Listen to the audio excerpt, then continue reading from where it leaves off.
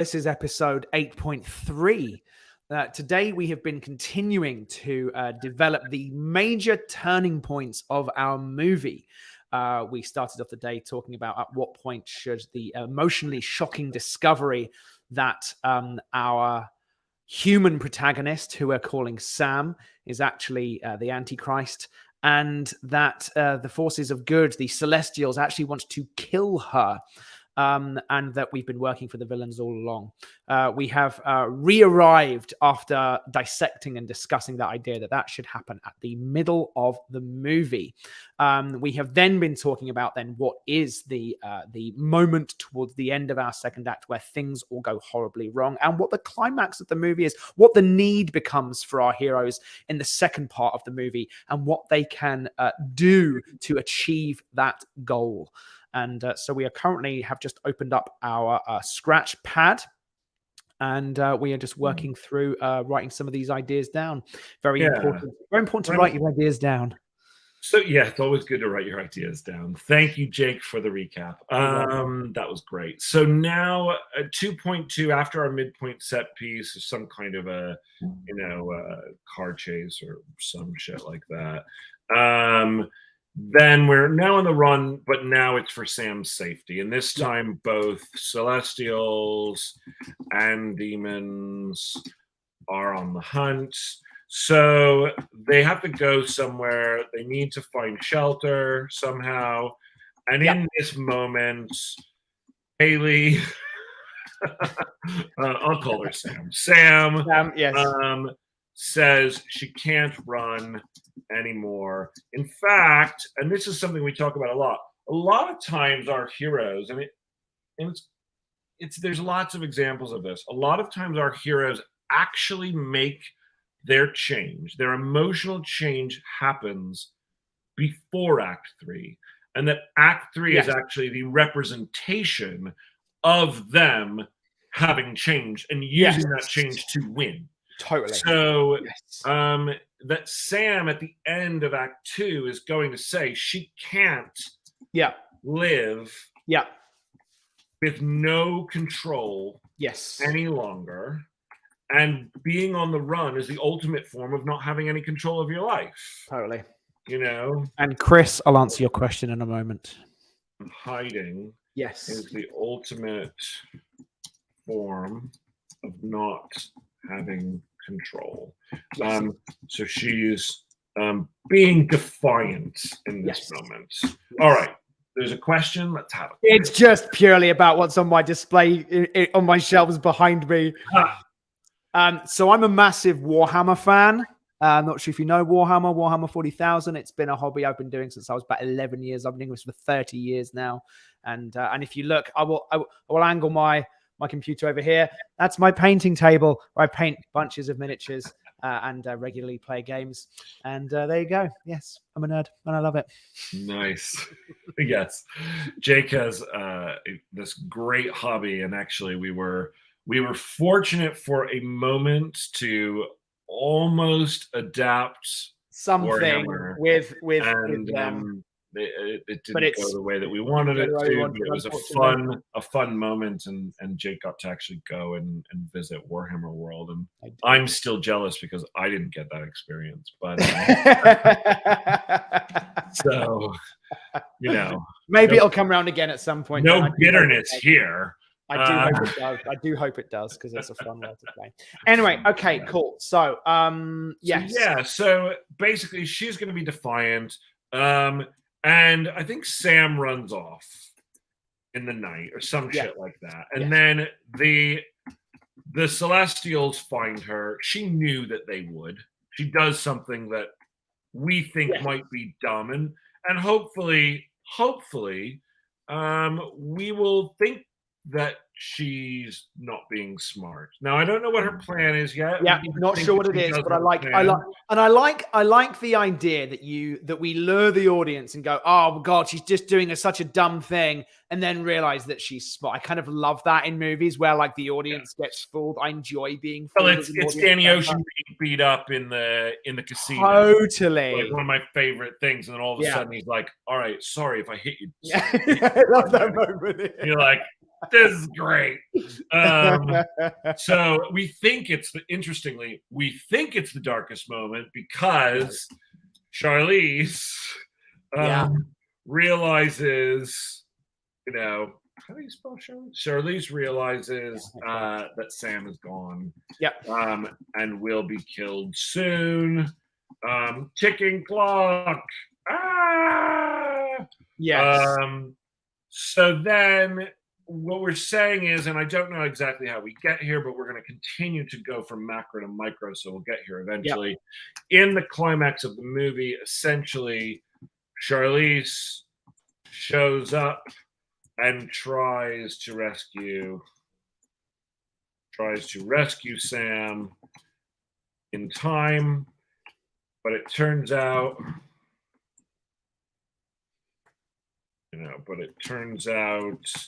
Sam and her planned this all along. Yeah.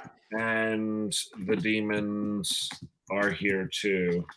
And it's nice, isn't it? Because it then gives us another twist.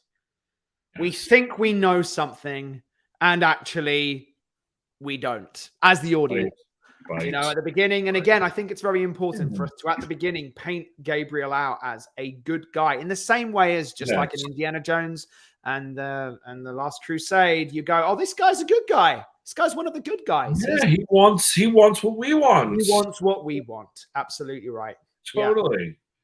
Totally. There should never be any nod or tip of the hat. And it's funny, we wrote that script last year where we thought we were being really clever with a character that we thought was an ally and then turned out to be a villain. And we gave it to our manager. Our manager was like, I saw it coming a mile off. And we're like, really? He's like, yeah. From minute one, you're like, we thought we were being so smart. We really did. And honestly, like, how many movies have we all gone to see where you go, oh, they're the bad guy? That's the bad guy. It happens all the time. It's really, it's hard to do. Are really hard to fool. Yeah. Like, we are all such avid movie and TV. It's funny because we were watching, what were we watching? We both watched that Jason Statham movie. Where he plays the Wrath of Man or what? Wrath of Man, right. Exactly right. And I was going, oh, who's it going to be? It's not going to be that obvious guy because he's always plays the bad guy. Is it going to be him? Is it going to be him? It's like, no, it's the guy who you thought it was. Yeah, it was like, it's the obvious guy. The obvious guy. Yeah. I mean, like, so many movies fall into that trap. So on the one hand, I just go, there's always two sides to these things, right? It's like you want to be as creative as you can be. You want to write the freshest, newest, most interesting movie. And then by the time it gets to production, they've taken all the fresh stuff out because everybody else has been confused. Yeah. And they just go back to the same old shit. And so it's this weird dance Here's the thing. Play. None of this is going to be in the movie. Right. It's just going to be in the draft that gets it sold. And that's the funny thing. We were told once by a producer, and we hear it, and we continue to hear it, that you write the movie for the stage at which the movie is and for who the reader is going to be. Yes. Sometimes the draft is going to go to buyers, and it needs to be a certain way for buyers, but it would never necessarily be that way when it actually gets made. Yeah. And you kind of know that. But it's a really tricky dance to walk. It's hard, isn't it? Because you do get attached to certain things that you've created. You do. And then also you get frustrated when they take out the good stuff, and then you get blamed when it's not there. Yeah. And then you also tend to, I think, I know I do. Sometimes I just go, we don't need to come up with anything too complex because they're not going to want the complex thing anyway. So let's just go with the obvious. But to our manager's point, when they read it, if it's too obvious, they'll think it's not a good script. And that's it. When they watch it, they're going to want it to be the obvious Absolutely thing. Right. Absolutely right. Yeah. And again, it's just kind of worth bearing in mind, isn't it, about going, it's thinking about it from different perspectives. I know that this demon is going to turn good. So I already know that I'm playing with the ideas of what good and evil are. But you know what I don't know? What I like about our twist? Yeah. I don't know that she's going to have to stay a demon. Totally. Absolutely. But I just wonder if, and it comes down to this aspect of how smart do we really think we're being? Do we really think that people are not going to go, of course he's the bad. If the demon's a good guy, of course the angel's a bad guy. I just don't know. I don't know. Another reason I think that just plays to the argument to do it at the midpoint, because Get in it Indiana Jones, I wasn't crazy fooled that guy was going to be not it's the tough. I only greatest watched it when I watched it first when I was a kid, so it's tough to go and have that experience again. True. I think I was probably pretty surprised at the time. My whatever it was, 9-year-old, 10-year-old self. But every time you have like the rich guy that wants to hire you to go on a dangerous quest, you go, there's something. And of course, fun fact about Last Crusade: the guy who wrote Last Crusade's son played the king and the princess. That's true. There you go. It was written by Tom Stoppard. Although he didn't ever publicly, he took his name off. He took his name off Last Crusade. He's done it as a Alan Smithy. Really? Yep. He wasn't proud of it. He didn't like Last Crusade. Apparently not. But it's a shame because I love it. I absolutely love it. But yeah, I love it too. It was him. But I prefer it to. It's definitely my second favorite Indiana Jones movie for sure. Absolutely. Yeah. And only by a smidge. Only by a smidge. I think so too. Yeah. Last Crusade's a little goofier. It's the tone. It is a little goofier. It absolutely is a little goofier. The Sean Connery humor, but in a way that kind of made it charming. So that's an interesting question. That's an interesting question because let's talk about tone and let's talk again. Interesting to talk about The Princess. As we know, Ben, the draft that we wrote of The Princess that sold was a very serious film. And then when we went to that first test screening, we were, I think, quite delighted with the moments of levity and humor.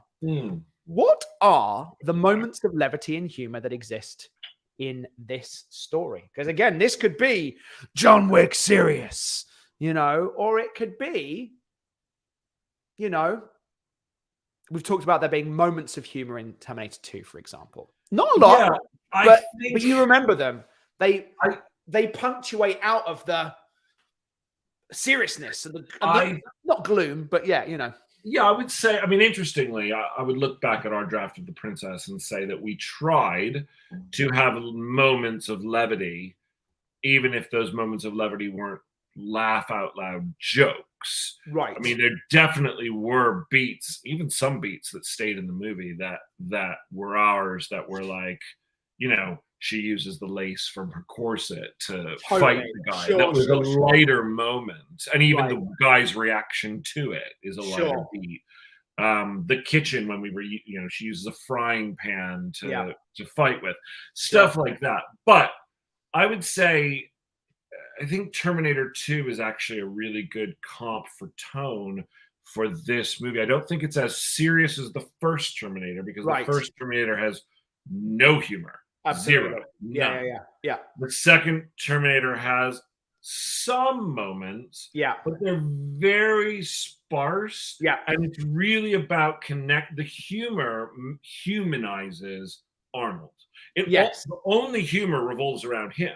Totally. And what's interesting is we have a character in this being Charlize, who is a demon, and I think it comes to how that is portrayed completely, whereby, like Terminator 2, I think the humor can potentially revolve around her, and it depends on how human she is at the beginning and how human she seems at the end.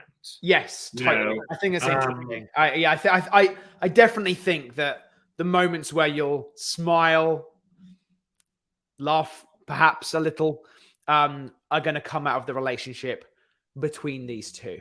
But I don't think they're fish out of water moments, a la kind of Terminator 2 had a moment of the quality of that. Yeah, but there's even a moment that I think of, which is where he picks up the baby He's got Right. like this chubby Mexican baby. Yes.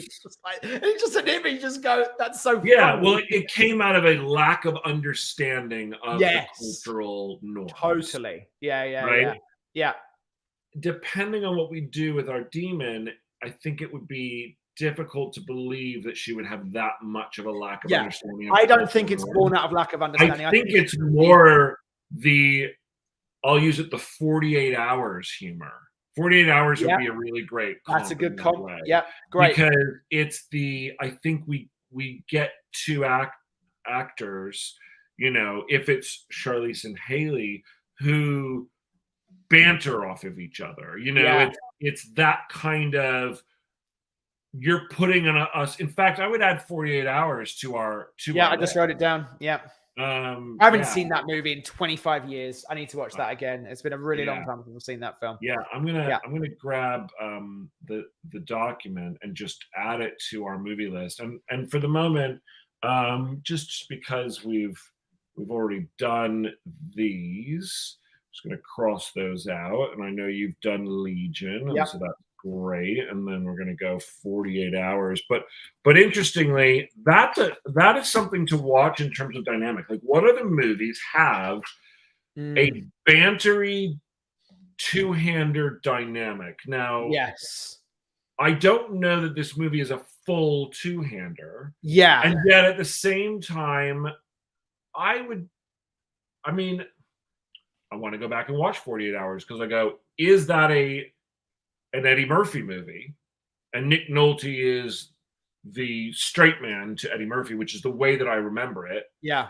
And Eddie Murphy is the one who goes on the true arc. Right.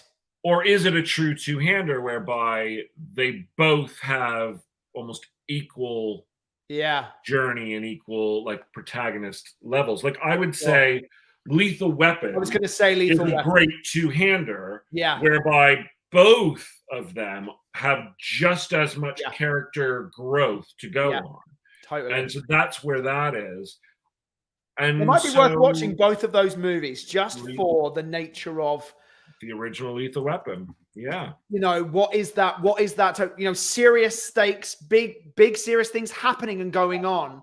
And yet there being moments. And again, it's just about finding that right level of again, is banter the right word? I mean, potentially it is. It is. I mean, if you think it's conflict is what it is. Yes. Right? It's conflict. It's when they're in conversation, their personalities conflict with each other. And so each scene that they have, they want different things. They go about doing things in ways that piss each other off. Yeah. Again, it's interesting having just watched Midnight Run. That's at the core and it's what you love about both of these characters, Right. Jack Walsh and the Duke. They duel. And that isn't in the Terminator. No. Absolutely right. And I actually think that is way better for this movie. I think that we should go with whether it's a full two-hander or a semi two-hander, whereby our heroes, our joint heroes, should have really conflicting views on behavior, the world, the future. It's interesting because I guess the question then becomes, we obviously have established that our demon character is just that, is a demon.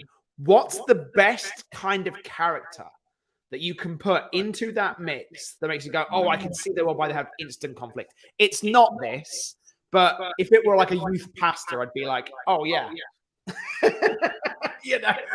Youth pastor and a demon. I think that's more the comedic version of it. Yeah, we don't want to go high comedy for sure. Right. I don't think that, her being a nun is the best version of this, A nun and a demon walk into a bar. A nun and a demon walk into a bar, exactly. I think that it is a really good question, but it also goes to the idea of not just the what she is in terms of but what does she believe? But what kind of personality does Charlize have, and what kind of personality does Sam have, and where do those where does that stem from in terms of Totally. their belief systems and their worldview? Because I mean, it's interesting using Charlize Theron as the kind of placeholder.